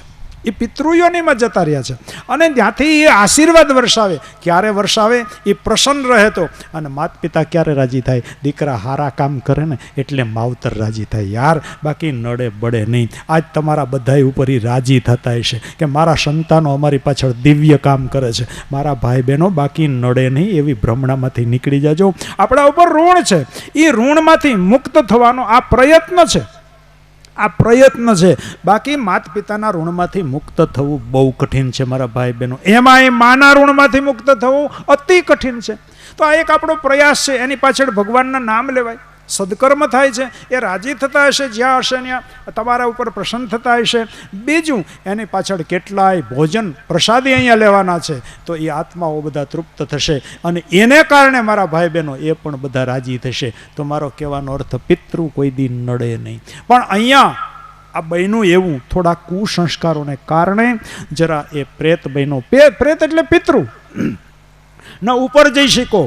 ખોડિયું તો ગણિકાઓએ દાટી દીધું, એમાંથી તો એને મુક્ત કર્યો, પણ પોતાના જે મન હતા એ અહીંયા જોડાયેલા હતા એટલે એ પ્રેત સ્વરૂપે ભટકવા લાગ્યો. આ વાતની ખબર ગોકર્ણને પડી. મારા ભાઈનું અવસાન થયું. ગોકર્ણ ઘરે આવ્યા અને ઘરે ભાઈની પાછળ શ્રાદ્ધ કર્યું. રાત્રિ પડી, ગોકર્ણ સૂતા છે, ભાઈની પાછળ શ્રાદ્ધ કરી, છેલ્લી વિધિ કરીને ગોકર્ણને થયું સવારે હું જાઉં, મારા આશ્રમે પાછો જતો રહું. પણ રાત્રિ પડીને પ્રેત સ્વરૂપે ધુંધુકારી રડે. ગોકર્ણને નવાઈ લાગી, મેં મારા ભાઈની પાછળ શ્રાદ્ધ કર્યું, માતા પિતાનું મરણ થયું છે, ઘરમાં તો કોઈ છે નહીં, કોણ રડે? સહજતાથી એણે પૂછ્યું, કોણ છો તું? પ્રેત, ભૂત, પિશાચ, ડાકણ? ત્યારે પ્રેત સ્વરૂપે ધુંધુકારીએ કહ્યું, હે ભાઈ, હું તારો ભાઈ ધુંધુકારી છું. અરે ભાઈ, મેં તારી પાછળ શ્રાદ્ધ કર્યું, ઘરે આખી વિધિ કરી, શ્રદ્ધાથી કરવામાં આવે એને શ્રાદ્ધ કહેવાય. માતા પિતાને યાદ કરો, એની પાછળ શ્રાદ્ધ કરો. શ્રાદ્ધ એટલે શ્રદ્ધા. શ્રદ્ધા શબ્દનો અભ્રંશ શબ્દ છે શ્રાદ્ધ. એની મૃત્યુતિથિ હોય ત્યારે શ્રદ્ધાથી આપણે એને યાદ કરીએ, એનું નામ શ્રાદ્ધ છે. એની પાછળ કોઈ સત્કર્મ કરીએ તો એ શ્રાદ્ધ છે. ગોકર્ણએ કર્યું, પણ પ્રેતને મુક્તિ ન મળી ધુંધુકારીને. એ ભાઈ, આ એક નહીં, આવા 21 શ્રાદ્ધ કરીને તોય મને મુક્તિ ન મળે, મેં એવા પાપ કર્યા છે. ગોકર્ણને નવાઈ લાગી, તો હવે આને મુક્ત કેમ કરવો? એટલે એણે કહ્યું, ચિંતા કરમાં ભાઈ, હું આવતીકાલે ગયાજીમાં જઈ અને તારી પાછળ શ્રાદ્ધ કરું. કારણ કે શાસ્ત્રમાં એવું લખ્યું છે, જે જીવનું ઘરે શ્રાદ્ધ ન કરો અને મુક્તિ ન મળે, એ જીવને ગયાજીમાં જઈને શ્રાદ્ધ કરો તો એ જીવને અવશ્ય મુક્તિ મળે. કારણ કે કથા એવી મળે છે પુરાણોમાં, ગયાસુર નામનો અસુર હતો, એણે તપ કર્યું અને ભગવાન નારાયણને પ્રસન્ન કર્યા. નારાયણ પ્રસન્ન થયા અને કહ્યું, માંગ માંગ. અને ત્યારે ગયાસુરે શું માગ્યું? ગયાસુરે એમ કહ્યું કે હે બ્રાહ્મણો, બ્રાહ્મણનું વેશ લઈને બધા ગયા હતા, એ બ્રાહ્મણો, તમે તો ભિખારી, તમે તો લોટ માગો, એલા તમે અમને શું દેવાના હતા? તમે માંગી લો. અને ભગવાને યુક્તિ કરીને, દેવતાઓ બ્રાહ્મણ સ્વરૂપે હતા, એને કહ્યું કે આને મારવું હોય તો આમ જ મરશે, એલા માગી લ્યો, નહીંતર આણે તપ કર્યું છે. બ્રાહ્મણોએ ભગવાનની પ્રેરણાથી માગ્યું. શું માગ્યું? કે ગયાસુર, અમારે યજ્ઞ કરવો છે અને તું ભગવાનનું તપ કરીને પવિત્ર થઈ ગયો છે, તારો દેહ પવિત્ર થઈ ગયો છે. ધરતી તો જ્યાં જુઓ ત્યાં અપવિત્ર, અપવિત્ર, અપવિત્ર. અમે ક્યાં યજ્ઞ કરીએ, તારું શરીર પવિત્ર થઈ ગયું છે, માટે તું સૂઈ જા. તારા શરીર ઉપર અમે યજ્ઞનો કુંડ રચીએ અને અમારે યજ્ઞ કરવો છે. અને ગયાસુરને અહંકાર આવ્યો, પોતે સૂઈ ગયો. બ્રાહ્મણોએ યજ્ઞકુંડ રચ્યો, બધા દેવતાઓ બ્રાહ્મણના રૂપે છે, બ્રહ્માજી મંત્રો બોલે, દેવતાઓ બધા સ્વાહા સ્વાહા કરે. એને એમ કે આ બળીને ભસ્મ થઈ જશે, પણ સમય વીતવા લાગ્યો, ઘણો બધો સમય થયો, ગયાસુર મરાતો નથી. ઉલટાનું તપનું બળ અને એમાં પાછો યજ્ઞ થયો પોતાની ઉપર, એટલે યજ્ઞનું બળ, ગયાસુર બલવાન બન્યો. પછી તો બ્રાહ્મણોએ થાયકા, બધા દેવતાઓ બ્રાહ્મણના રૂપે. બ્રહ્માજી આહુતિ બોલી બોલીને, દેવતાઓ આહુતિ દઈને થાયકા, શ્લોક બોલી બોલીને બ્રહ્મા થાયકા. આપણે હવન કરીએ ને એવું બધું. સવારમાં જ્યારે હવન શરૂ થાય ને ત્યારે તો બધાય જોરમાં હોય, ગોરે જોરમાં હોય ને જજમાને જોરમાં હોય. ગોર બાપાએ મંત્રો આમ જોરશોરથી બોલતા હોય અને પેલા આહુતિ આમ જોર તાકાતથી દેતા હોય, સ્વાહા એમ કરીને બધું અંદર પડે. પણ જેમ જેમ પછી લંબાતું જાય ને હાથ, પછી થાકે, અડધું અંદર ને અડધું બારું. તમારે જોવું તો જોઈ લેજો. હવન પૂરો થાય ને અડધું બહાર રખડતું હોય અને પછી ગોરનું ગળું બેસી જાય એટલે એ પછી કાંઈક ધીમો પડે. અહીંયા તો થાકી ગયા, ઓલો કોઈ હિસાબે મરે નહીં. હવે શું કરવું? બ્રહ્માજી દેવતાઓને થાકી ગયા, યજ્ઞ બંધ થયો ને ઓલો ઊભો થવા ગયો ને ગભરાણા કે હવે મારી નાખશે. નારાયણ તમે કંઈક કરો. એટલે નારાયણે પછી ગયાસુરને કહ્યું, ઊભો થવા ગયો અને નારાયણે પોતાનો પગ ગયાસુરની છાતી ઉપર પધરાયો અને ગયાસુરને થયું હું મરતો નથી, હું તરું છું, સાક્ષાત ભગવાન મારો ઉદ્ધાર કરવા આવ્યા છે. પણ ગયાસુરે કહ્યું, હે ભગવાન, મને ખબર છે હું તમારા હાથે તરવાનો, હું મરતો નથી, પણ ભગવાન એક મને વરદાન આપો. શું? જે જગ્યાએ મને તારો છો ને એ જગ્યાએ કોઈના પિતૃઓને ઘરે શ્રાદ્ધ કરવાથી મુક્તિ ન મળે, અહીંયા આવીને કરે ને એને તમે મુક્ત કરી દેજો. એ ભગવાન આટલું વરદાન આપો મારી યાદમાં. તમને તો દુનિયા આખી યાદ રાખશે, ભગવાન મને કોણ યાદ રાખશે? માટે આ સ્થાનને તમે પવિત્ર બનાવી દો. અને નારાયણે ત્યારે વચન આપ્યું છે, જા, જે જીવને ઘરે શ્રાદ્ધ કરવાથી મુક્તિ ન મળે, ગયાજીમાં આવીને શ્રાદ્ધ કરશે એ જીવને હું મુક્ત કરી દઈશ. આજ ગોકર્ણને સ્થળ યાદ આવ્યું. બીજે દિવસે સવારે ગયાજીમાં આવ્યા, ભાઈની પાછળ શ્રાદ્ધ કર્યું, વળી ઘરે આવ્યા, રાત પડી એ નહીં, ન મુક્તિ મળી. તો આપણા મનમાં પ્રશ્ન થાય, તો શું ભગવાનનું વચન ખોટું પડે? મેરે ભાઈ બહેન, ભગવાન ખોટા નથી, પણ અમુક એવા પાપી હોય ત્યાં ભગવાનને હાથ ઊંચા કરી દેવા પડે. મહાભારતમાં દુર્યોધન આગળ હાથ ન ઊંચા કરી દીધા. કેટલું સમજાયું, એલા અડધું દે, અડધું આખું નહીં તો એનું છે, એનું તો દે અડધું. કારણ કે તું ખાંડવ પ્રસ્થમાંથી બિસાડાવે બનાવ્યું તું, ઈ તું પચાવી ગયો, તારું આ તો તારું છે જ હસ્તિનાપુર તો, પણ પહેલાંનું તે પચાવી લીધું. એટલે અડધું દઈ દે, નિયમ પૂરો થઈ ગયો. 12 વર્ષ વનવાસ, 13મું વર્ષ અજ્ઞાતવાસ. ભગવાન સમજાવે દુર્યોધનને, સાક્ષાત બ્રહ્મ. દુર્યોધન નામક કર ગયો, નો આપું અડધું. એલા તો 5 ગામડા દે. દેખો ભગવાન કેટલું, 5 ગામડા દે, 5 ભાઈઓ છે, એનો નિર્વાહ થઈ જાય. ઓલો ઊભો થઈ ગયો કે 5 હું હોય ને અણી જેટલું નહોતું. તો ભગવાન કે તો મરો. આમાં ભગવાન શું કરે તમે મને કહો? કારણ કે આ માણસની જાત નથી, આ જનાવરની જાત છે. જનાવરની જાતું નો સમજે, આપણે તો હું ટૂંકા પડીએ. એલા ભગવાને ટૂંકા પડ્યા. અખો તો આમ સીધું કે સમજાય સમજે નહીં જનાવર જેવી જાત. અખો કહે એનું કરવું કેમ? કે આ થોડી છે આપણી નાયત, આ જનાવરોની નાયત છે, એ નો સમજે. મેરે ભાઈ બહેન, આણે એટલું પાપ કર્યું, ગયાજીમાં શ્રાદ્ધ કર્યું, આમાં નારાયણ બિસાડો શું કરે તમે મને કહો? એટલું પાપ કર્યું. પેલો વિચાર કરે ગોકર્ણ, એલા ભાઈ તારી પાછળ ગયાજીમાં. અને એણે સરસ મજાનો જવાબ આપ્યો, ભાઈ મેં એટલા પાપ કર્યા છે ભયંકર, ગયાજીમાં શું આવા એક નહીં, આવા 100 શ્રાદ્ધ કરીને તોય મને મુક્તિ ન મળે. અને ગોકર્ણ મૂંઝાણા, હવે ભાઈને મુક્ત કેમ કરવો? મારી ફરજ છે, કેમ મુક્ત કરવો? ગોકર્ણ કે હવે મારી પાસે ઉપાય નથી. હા, સવારે હું સૂર્યનારાયણને અર્ઘ્ય આપતો હોઉં, ત્રિકાળ સંધ્યા કરતો હોઉં, ત્યારે સૂર્ય છે બુદ્ધિના દેવ છે, હું એને પૂછી લઈશ, એ કાંઈક માર્ગદર્શન કરશે. અને સવાર થયું અને સૂર્યનારાયણને ગોકર્ણ અર્ઘ્ય આપે છે, ત્રિકાળ સંધ્યા કરે છે. અને જુઓ મારા ભાઈ બહેનો, ત્રિકાળ સંધ્યાની તાકાત જુઓ. સૂર્ય કોઈ દી થંભે નહીં, ગોકર્ણએ થંભાવી દો. હે આદિનારાયણ, તમે પ્રત્યક્ષ દેવતા છો ધરતી ઉપરના, તમે બુદ્ધિના દેવ છો. મારી બુદ્ધિ કુંઠિત થઈ ગઈ છે, હવે મને કોઈ ઉપાય નથી મળતો. અને સૂર્યનારાયણ થંભી ગયા. ત્રિકાળ સંધ્યાની તાકાત મેરે ભાઈ બહેન આપણે ભૂલી ગયા. ફરી પાછો યાદ અપાવું, 3 વખત ભગવાનને ખાસ, બાકી તો શ્વાસે શ્વાસ યાદ કરવાના છે. ભૂલવાની વસ્તુ જ નથી, એટલે યાદ કરવાનો પ્રશ્ન નથી. ભગવાન કોઈ ભૂલવાની ચીજ છે? તો બાપ સૂર્યનારાયણ થંભા, હે દેવતા, બુદ્ધિના દેવ છો, મારી બુદ્ધિ કુંઠિત થઈ ગઈ છે. ઘરે શ્રાદ્ધ કર્યો, મુક્તિ ન મળી. ગયાજીમાં શ્રાદ્ધ કર્યું, મુક્તિ ન મળી. મારા ભાઈને મુક્તિનો ઉપાય બતાવો. અને ત્યારે સૂર્યનારાયણે કહ્યું, જે જીવને શ્રાદ્ધ કરવાથી મુક્તિ ન મળે, ગયાજીમાં શ્રાદ્ધ કરવાથી મુક્તિ ન મળે, એને તમે ભગવાનની લીલા સંભળાવો, એને ભાગવતની કથા સંભળાવો, એ જીવ મુક્ત થઈ જશે. અને ગોકર્ણ આવ્યા ઘરે.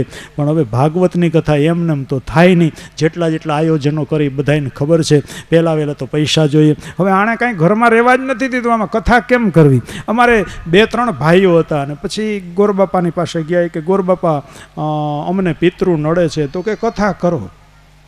તો કે બાપા કથામાં તો બધાય કુટુંબને ભેગું કરવું પડે, પણ એ કે બાપો જ બધાને બધવીને ગયો, કુટુંબમાં કોઈને મેળ નથી. તો કે તો કથા ન થાય તો માંડીવાળો ભલે ભટકતો, પહેલા વેળા તો મેળ જ નથી રહેવા દેતા. તો બાપ પહેલો વેલો કુટુંબમાં પ્રેમ હોય, એટલે તો મા પાસે માગીએ ને, કુટુંબ સે પ્રેમ દે.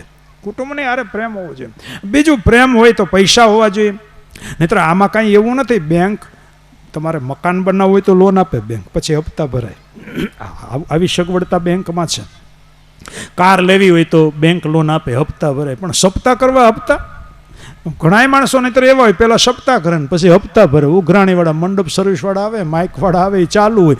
પૈસો તો પહેલાં પૈસો જોઈએ. ગોકર્ણએ વિચાર કર્યો કથા તો કરું, પણ આણે કાંઈ ઘરમાં રહેવા નથી દીધું. કથા કેમ કરવી? ત્યાં તો ગામના લોકો આવ્યા. બ્રાહ્મણનો દીકરો મૂંઝાય ત્યારે સમાજની ફરજ છે આવો પવિત્ર બ્રાહ્મણ હોય ને એનું ધ્યાન રાખવું જોઈએ. કોઈ બ્રાહ્મણ આવો નબળો હોય, દીકરા દીકરીનો પ્રસંગ આવ્યો હોય, જરા મૂંઝાઈને બેઠો હોય ને, તો પવિત્ર બ્રાહ્મણ હોય ને તમારા ગામમાં, તો એનું ધ્યાન રાખજો મારા ભાઈ બહેનો. સમાજની ફરજ છે. જેમ બ્રાહ્મણની ફરજ છે સમાજને સારા વિચારો આપવા, એમ સમાજની ફરજ છે આવા પવિત્ર બ્રાહ્મણો હોય ને એનું ધ્યાન રાખવું જોઈએ. એને કોઈ ચિંતા ન હોવી જોઈએ. ચિંતા કરે એ બ્રાહ્મણ કોઈ દી બ્રહ્મનું ચિંતન ન કરી શકે. પવિત્ર બ્રાહ્મણને સાચવજો મેરે ભાઈ બહેન. દુઃખ ન લગાડતા, પણ પોરબંદરના લોકોને મેરે ભાઈ બહેન નીચું જોવું જોઈએ. સુદામાને મારા ભાઈ બહેનો દ્વારિકા સુધી માગવા માટે લાંબા થવું પડે. પોરબંદરનું લાંછન નથી. સુદામા જેવા પવિત્ર બ્રાહ્મણને પોરબંદર હાંચવી ન શકે મારા ભાઈ બહેનો. કેટલું લાંછન કહેવાય. તો બાપ, મારો કહેવાનો આશય, અહીંયા ગામના લોકો બધા ભેગા થયા. ગોકર્ણને કહ્યું જરાય મૂંઝાતા નહીં, તમે ચિંતા કરતા નહીં, અમે બધા બેઠા છીએ. તમારા ભાઈની પાછળ આટલો મોટો પ્રસંગ કરતા હોય તો અમને લાભ મળશે ભેગા ભેગો. અને ગામના લોકો ગયા જંગલમાં, સુંદર મજાના લીલા લીલા વાંસ કાપી આવ્યા. એને વેલા ને પાંદડાને બધા કાપ્યું, વાંસો ખોડ્યા, એના ઉપર વેલા પાંદડાનું મંડપ બનાવ્યું, સુંદર મજાનો મંડપ બનાવ્યો. એક પથ્થર હતો ગાયના છાણથી લીપો, એના ઉપર વ્યાસપીઠ બનાવી. અને ગોકર્ણજી વક્તા બન્યા. અને તમામ શ્રોતાજનો અને મારા ભાઈ બહેનો, ગોકર્ણ જેવા વક્તા હોય તો એ મંડપ કોઈ દી ખાલી ન હોય. ખચોખચ મંડપ ભરાઈ ગયો. અને પ્રેત સ્વરૂપે પેલો ધુંધુકારી એ મંડપની અંદર આવ્યો અને વિચાર કરે કથા મારી પાછળ થઈ અને મંડપમાં ક્યાંય જગ્યા નથી બેસવા માટે. કંઈ વાંધો નહીં, પ્રેત સ્વરૂપે વિચાર કર્યો કે કથામાં કોઈને ઉઠાડાય નહીં. મારા ભાઈ બહેનો ધ્યાન દેજો, કથાની અંદર કોઈને ઉઠાડીને આપણે ન બેસાય. જ્યાં જગ્યા હોય ત્યાં બેસી જવાય. તો ગોકર્ણે ધુંધુકારી વિચાર કર્યો કોઈને ઉઠાડવા નથી, હું તો પ્રેત છું, ગમે ત્યાં બેસી શકું. એટલે પ્રેત સ્વરૂપે જે વાંસ ખોડ્યા હતા ને લીલા લીલા, એ મંડપ સર્વિસના વાંસ હતા. આપણી જેમ ચાઈને નહોતા ખોડ્યા. એ માંડવામાં એક એ વાંસ ખોડેલો હતો, એ 7 ગાંઠુવાળો હતો. ઉપર પહેલી વહેલી ગાંઠ ઉપર પહેલે દિવસે ધંધુકારી બેસી ગયો. પહેલા દિવસની કથા પૂરી થઈ ગઈ અને પહેલી ગાંઠ તૂટી. બીજે દિવસે બીજી ગાંઠ ઉપર, ત્રીજે દિવસે ત્રીજી ગાંઠ ઉપર. 7 દિવસની કથા પૂરી થઈ, 7 ગાંઠો તૂટી ગઈ. અને એમ કહેવાય છે કે કથા મંડપની અંદર દિવ્ય આકાશમાંથી વિમાન ઉતર્યું અને દિવ્ય વિમાનમાં બેસી અને ધંધુકારી પ્રેતમાંથી મુક્ત બની પિતૃલોકની અંદર જતો રહ્યો અને પોતાના પરિવારને આશીર્વાદ આપ્યા. તો મારો કહેવાનો અર્થ મેરે ભાઈ બહેન, આપણે સૂત્ર પકડ્યું હતું પહેલાં કથા શરૂ કરી ત્યારે, આજના દિવસની પિતૃને તારે અને પાપને બાળે, એ આ સૂત્રને સાર્થક કરવું. આ ત્રીજો ફાયદો મેરે ભાઈ બહેન, ભાગવતની કથાથી આપણા પિતૃઓને મોક્ષ ગતિ મળે છે. અને ધુંધુકારી જેવા આપણે પાપ નથી કર્યા. ધ્યાન દેજો મેરે ભાઈ બહેન, નથી આપણા પિતૃઓએ કર્યા, નથી આપણે કર્યા. આવા પાપ તો આપણે કર્યા જ નથી ધુંધુકારી જેવા. તો શા માટે ભાગવત મને ને તમને મુક્તિ ન પાવે? મેરે ભાઈ બહેન, એક કેટલા બધા સદગ્રંથો છે આપણા.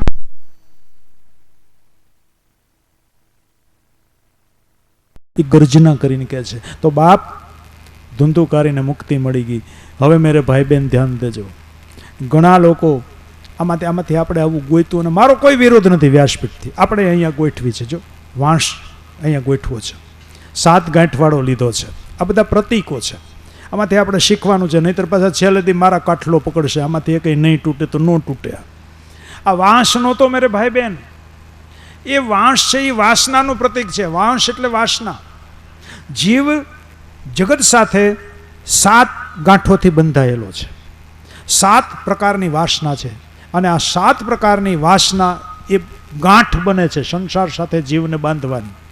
કઈ વાસના? દીકરામાં વાસના એટલે કે સંતાનોમાં વાસના, ઘરમાં વાસના, પત્નીમાં વાસના, પતિમાં વાસના, ધંધામાં વાસના. વાસના એટલે આસક્તિ. આ બધાની હારે રહેવાનું છે, પણ આસક્તિ નહીં.